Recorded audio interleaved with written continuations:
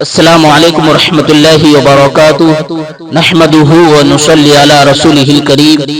محترم سامعین، آج میں آپ لوگوں کو نماز فجر کی فضیلت اور نماز فجر میں جاگنے کے لیے ایک بہت ہی بہترین وظیفہ بتاؤں گا، جس وظیفہ کے ذریعے انشاءاللہ تعالی آپ فجر کی نماز میں جاگ جائیں گے۔ سب سے پہلے فجر کی نماز کی فضیلت سماعت فرمائیں۔ امام فقیہ ابو اللیث سمرقندی رحمۃ اللہ علیہ نے حضرت کعب الاحبار رضی اللہ تعالی عنہ سے نقل کیا کہ انہوں نے فرمایا، میں نے توریت کے کسی مقام میں پڑھا، اللہ پاک فرماتا ہے، اے موسیٰ، فجر کی 2 رکعتیں احمد اور اس کی امت ادا کرے گی، جو انہیں پڑھے گا اس دن رات کے سارے گناہ اس کے بخش دوں گا اور وہ میرے ذمے میں ہوگا۔ اے موسیٰ، ظہر کی 4 رکعتیں احمد اور اس کی امت پڑھے گی، انہیں پہلی رکعت کے عوض یعنی بدلے بخش دوں گا اور دوسری کے بدلے ان کی نیکیوں کا پلہ بھاری کر دوں گا، اور تیسری کے لیے فرشتے موکل یعنی مقرر کروں گا کہ تسبیح یعنی اللہ پاک کی پاکی بیان کریں گے اور ان کے لیے دعائیں مغفرت کرتے رہیں گے، اور چوتھی کے بدلے ان کے لیے آسمان کے دروازے کشادہ یعنی کھول دوں گا، بڑی بڑی آنکھوں والی حوریں ان پر مشتاقانہ یعنی شوق بھری نظر ڈالے گی۔ اے موسیٰ، عصر کی 4 رکعتیں احمد اور ان کی امت ادا کرے گی، ہفت یعنی 7 آسمان و زمین میں کوئی فرشتہ باقی نہ بچے گا، سبھی ان کی مغفرت چاہیں گے، اور ملائکہ یعنی فرشتے جس کی مغفرت چاہیں میں اسے ہرگز عذاب نہ دوں گا۔ اے موسیٰ، مغرب کی 3 رکعت ہے، انہیں احمد اور اس کی امت پڑھے گی تو آسمان کے سارے دروازے ان کے لیے کھول دوں گا، جس حاجت کا جس مقصد کا سوال کریں گے اسے پورا ہی کر دوں گا۔ اے موسیٰ، شفق ڈوب جانے کے وقت یعنی مغرب کی نماز کے بعد جو سرخ رنگ جو ہے آسمان میں دکھتا ہے اس کو شفق کہتے ہیں، اس کے ڈوبنے کے بعد جو ہے عشاء کا وقت شروع ہو جاتا ہے۔ اے موسیٰ، شفق ڈوب جانے کے وقت یعنی عشاء کی 4 رکعتیں ہیں پڑھیں گے، انہیں احمد اور ان کی امت وہ دنیا و ما فیہا یعنی دنیا اور اس کی ہر چیز سے ان کے لیے بہتر ہے، وہ انہیں گناہوں سے ایسا نکال دے گی جیسے اپنے ماؤں کے پیٹ سے پیدا ہوئے۔ اے موسیٰ، وضو کریں گے احمد اور اس کی امت جیسا کہ میرا حکم ہے، میں انہیں عطا فرماؤں گا ہر قطرے کی عوض یعنی بدلے کے پانی سے ٹپکے ایک جنت جس کا عوض آسمان و زمین کی چوڑائی کے برابر ہوگا۔ اے موسیٰ، 1 مہینے کے ہر سال روزے رکھیں گے احمد اور اس کی امت، اور وہ ماہ رمضان ہے، میں عطا فرماؤں گا اس کے ہر دن کے روزے کی عوض یعنی بدلے جنت میں ایک شہر عطا کروں گا، اس میں نفل کے بدلے فرض کا ثواب، اور اس میں لیلۃ القدر کروں گا، جو اس مہینے میں شرمساری یعنی شرمندگی و سچائی سے ایک بار استغفار یعنی توبہ کرے گا، اگر اسی شب اسی رات یا اسی مہینے بھر میں مر گیا اسے 30 شہیدوں کا ثواب عطا فرماؤں گا۔ پڑھتے رہو نماز کہ جنت میں جاؤ گے، ہوگا وہ تم پہ فضل کے دیکھے ہی جاؤ گے۔ فجر کی نماز پڑھنے والا اللہ کے ذمے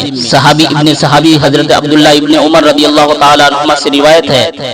کہ حضور صلی اللہ تعالی علیہ وآلہ وسلم ارشاد فرماتے ہیں، جو صبح کی نماز پڑھتا ہے وہ شام تک اللہ پاک کے ذمے میں ہیں۔ ایک دوسری روایت میں ہے، تم اللہ پاک کا ذمہ نہ توڑو، جو اللہ پاک کا ذمہ توڑے گا اللہ پاک اسے اوندھا یعنی الٹا کر کے دوزخ میں ڈال دے گا۔ نماز فجر کی پابندی کون کر سکتا ہے؟ حضرت علامہ عبدالرؤف مناوی رحمۃ اللہ علیہ لکھتے ہیں، جو فجر کی نماز اخلاص کے ساتھ سچے دل سے پڑھے وہ اللہ پاک کی امان یعنی حفاظت میں ہیں، اور خاص صبح یعنی فجر کی نماز کا ذکر کرنے میں حکمت یہ ہے کہ اس نماز میں مشقت یعنی محنت ہے، اور اس پر پابندی صرف وہی شخص کر سکتا ہے جس کا ایمان خالص ہو، اسی لیے وہ امان یعنی پناہ کا مستحق ہوتا ہے۔ دوسری جگہ لکھتے ہیں، اللہ پاک کا ذمہ توڑنے کی سخت وعید یعنی سزا کی دھمکی اور فجر کی نماز پڑھنے والے شخص کو ایذا یعنی تکلیف پہنچانے سے ڈرنے کا بیان ہے۔ شیطان کا جھنڈا حضرت سلمان فارسی رضی اللہ تعالیٰ عنہ سے روایت ہے، میرے آقا صلی اللہ تعالیٰ علیہ وآلہ وسلم کا فرمان عبرت نشان ہے، جو صبح کی نماز کو گیا ایمان کے جھنڈے کے ساتھ گیا، اور جو صبح بازار کو گیا ابلیس یعنی شیطان کے جھنڈے کے ساتھ گیا۔ حضرت مفتی احمد یار خان رحمۃ اللہ علیہ اس حدیث پاک کے تحت لکھتے ہیں، یعنی انسانوں کے دو ٹولے، دو گروپس ہیں، نمبر 1 حزب اللہ یعنی اللہ کا گروہ، اور نمبر 2 حزب الشیطان یعنی شیطان کا گروہ۔ ان کی شناخت یعنی پہچان یہ ہے کہ رحمانی ٹولے دن کی ابتدا نماز اور اللہ پاک کے ذکر سے کرتے ہیں، اور شیطانی ٹولے بازار اور دنیاوی کاروبار سے۔ خیال رہے کہ دنیاوی کاروبار منع نہیں، مگر سویرے اٹھتے ہی نہ خدا کا نام نہ اس کی عبادت بلکہ ان میں لگ جانا، یہ شیطانی کام ہے۔ اور شیطان کا 3 گرہ ہے لگانا۔ حضرت ابو ہریرہ رضی اللہ تعالیٰ عنہ سے روایت ہے کہ حضور صلی اللہ تعالیٰ علیہ وآلہ وسلم نے ارشاد فرمایا، جب تم میں سے کوئی سوتا ہے تو شیطان اس کی گدی یعنی گردن کے پچھلے حصے میں 3 گرہ یعنی 3 گاٹھیں لگا دیتا ہے۔ ہر گرہ یعنی گاٹھ پر یہ بات دل میں بٹھاتا ہے کہ ابھی رات بہت ہے، سو جا۔ بس اگر وہ جاگ کر اللہ کا ذکر کرے تو ایک گرہ یعنی گاٹھ کھل جاتی ہے، اگر وہ وضو کرے تو دوسری گرہ کھل جاتی ہے، اور نماز پڑھے تو تیسری گرہ بھی کھل جاتی ہے۔ پھر وہ خوش اور تر و تازہ ہو کر صبح کرتا ہے، ورنہ غمگین دل اور سستی کے ساتھ صبح کرتا ہے۔ صبح کے وقت مزے کی نیند کا سبب۔ حضرت علامہ مولانا مفتی احمد یار خان رحمۃ اللہ علیہ اس حدیث پاک کے تحت لکھتے ہیں،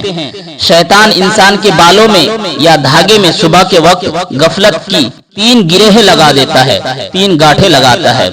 اسی لیے صبح کے وقت بڑے مزے کی نیند آتی ہے۔ حضور صلی اللہ تعالیٰ علیہ وآلہ وسلم نے ان 3 گروہوں یعنی گاٹھوں کے کھولنے کے لیے 3 عمل ارشاد فرمائے، جو بیان کردہ حدیث پاک میں موجود ہے۔ فجر کے اول وقت سنتیں پڑھنا اولا یعنی بہتر ہے۔ پریشان حال ہو کر صبح کرنے والا کون؟ حضرت علامہ علی قاری رحمۃ اللہ علیہ حدیث پاک کے حصے پھر وہ خوش اور تر و تازہ ہو کر صبح کرتا ہے کہ تحت فرماتے ہیں، کیونکہ وہ شیطان کی قید اور غفلت کی چادر سے چھٹکارا پا کر اللہ پاک کی خوشی پانے میں کامیاب ہو چکا ہوتا ہے۔ اس کے الٹا جو شخص رات میں اٹھ کر نہ ذکر اللہ کرتا ہے اور نہ وضو کر کے نماز پڑھتا بلکہ شیطان کی فرما برداری کرتے ہوئے سویا رہتا ہے حتیٰ کہ اس کی فجر کی نماز تک نکل جاتی ہے، تو وہ غمگین دل اور بہت ساری فکروں کے ساتھ اور اپنے کام پورے کرنے کے تعلق سے حیران و پریشان ہو کر صبح کرتا ہے، اور جو کام بھی کرنے کا ارادہ کرتا ہے اس میں ناکامیاب رہتا ہے، کیونکہ وہ اللہ پاک کی نزدیکی سے دور ہو کر شیطان کے دھوکے کے جال میں پھنس چکا ہوتا ہے۔ یا الہی فجر میں اٹھنے کا ہم کو شوق دے، سب نمازیں ہم جماعت سے پڑھے وہ ذوق دے۔ شیطان نے کان میں پیشاب کر دیا۔ حضرت عبداللہ بن مسعود رضی اللہ تعالیٰ عنہ بیان کرتے ہیں کہ بارگاہ رسالت میں ایک شخص کے متعلق ذکر کیا گیا کہ وہ صبح تک سوتا رہا اور نماز کے لیے نہ اٹھا، تو آپ صلی اللہ تعالیٰ علیہ وآلہ وسلم نے ارشاد فرمایا، اس شخص کے کان میں شیطان نے پیشاب کر دیا ہے۔ فجر کے لیے نہ جاگنا بڑی نحوست ہے۔ حکیم الامت حضرت مفتی احمد یار خان رحمۃ اللہ علیہ اس حدیث پاک کے حصے نمازوں کے لیے نہ اٹھنا کے تحت فرماتے ہیں، یعنی نماز تہجد کے لیے یا نماز فجر کے لیے نہ اٹھا۔ پہلے یعنی تہجد میں نہ اٹھنے والے معنی زیادہ مناسب ہیں، کیونکہ صحابہ کرام علیہم الرضوان فجر ہرگز قضا نہ کرتے تھے، اور ممکن ہے یہ کسی منافق کا واقعہ ہو جو فجر میں نہ آتا تھا۔ معلوم ہوا کہ نماز فجر میں نہ جاگنا بڑی نحوست ہے۔ نیز کوتاہی کرنے والوں کی شکایت اصلاح کی غرض سے کرنا جائز ہے، غیبت نہیں۔ شیطان واقعی پیشاب کرتا ہے۔ حضرت علامہ محمد ابن احمد انصاری قرطبی رحمۃ اللہ علیہ فرماتے ہیں، یہ بات ثابت ہے کہ شیطان کھاتا پیتا اور نکاح کرتا ہے، تو اگر وہ پیشاب بھی کر لے تو اس میں کیا رکاوٹ ہے؟ شیطان کو بھگائے گی اے بھائیو نماز، فردوس میں بسائے گی اے بھائیو نماز۔ شیطان کا سرما وغیرہ قوت القلوب میں ہے۔ شیطان کے پاس سعوت ناک میں ڈالنے والی کوئی چیز، لاقوق چاٹنے والی کوئی چیز، اور ضرور آنکھ میں ڈالنے والی کوئی چیز ہے، جب وہ بندے کی ناک میں سعود ڈالتا ہے تو اس کے اخلاق برے ہو جاتے ہیں، جب لعوب چٹاتا ہے تو اس کی زبان برا بولنے والی ہو جاتی ہے، اور جب بندے کی آنکھ میں ضرور ڈالتا ہے تو رات بھر سویا رہتا ہے یہاں تک کہ صبح ہو جاتی ہے۔ فجر کا وقت ہو گیا، اٹھو اے غلامان مصطفیٰ اٹھو۔ تہجد یا فجر کے لیے اٹھنے کا ایک بہترین نسخہ، نماز تہجد یا فجر میں اٹھنے کے لیے سوتے وقت پارہ 16 سورۃ الکہف کی آخری 4 آیتیں پڑھ لیجئے، انشاءاللہ آپ فجر میں جاگ جائیں گے۔